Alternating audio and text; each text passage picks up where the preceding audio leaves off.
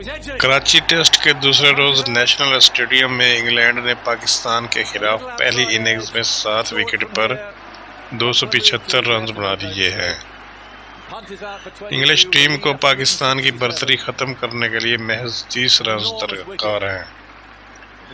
England کی جانب سے آج اولی پوپ اور بین ڈکیٹ نے پہلی نامکمل اننگز کا آغاز 7 رنز ایک کھلاڑی آؤٹ سے کیا، جس کے بعد 58 رنز پر نعمان علی نے بین ڈکیٹ کو 26 رنز پر ایل بی ڈبلیو کیا۔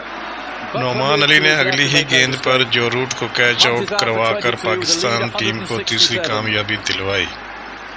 پہلے سیشن میں پاکستانی اسپنرز نے انگلش بیٹرز کو آؤٹ کرنے کا سلسلہ جاری رکھا اور چوتھی وکٹ ابرار احمد نے 98 رنز پر حاصل کی۔